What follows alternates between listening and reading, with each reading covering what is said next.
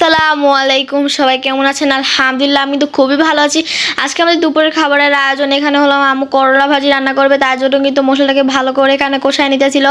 এই তো গাইস ভালো করে মশলাটা কষিয়ে নিচ্ছিল। তারপর হলাম আম্মু চিংড়ি মাছ দিয়ে দিবে, চিংড়ি মাছটা দিয়েও কিন্তু একটু কষিয়ে নেওয়ার পরে এখন হলাম ভাজিটাকে দিয়ে দিবে। এখানে কিন্তু গাইস করলা হলাম কম ছিল, তার জন্য কিন্তু আম্মু আলু দিয়ে রান্না করেছিল, একটু বেশি করে আলু দিয়েছিল। মজাই কিন্তু হয়েছিল, করলা ভাজিটা অনেক বেশি মজা হয়েছে।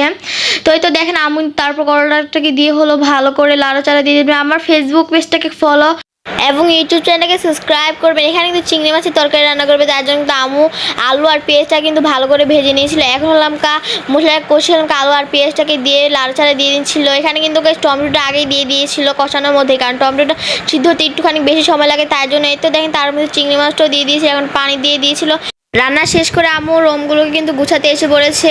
আর ডালও কিন্তু রান্না করেছে, কিন্তু ডালের আর ভিডিওটা করতে পারি নাই, তার জন্য কিন্তু আম্মু রোমটাকে গুছাতে এসেছিলো। এখানে কিন্তু ভিডিও করে রেখেছে। এই তো ভালো করে কিন্তু রোমটাকে গুছিয়ে নিয়েছিল। আম্মু তাড়াতাড়ি কাজ করে নিয়েছিল, কারণ আমাদের স্কুল ছুটি হয়ে যাবে আর আম্মু কিন্তু আমাদের আনতে যাবে, তার জন্য আম্মু তাড়াতাড়ি করে একদম কাজ করে নিয়েছিল।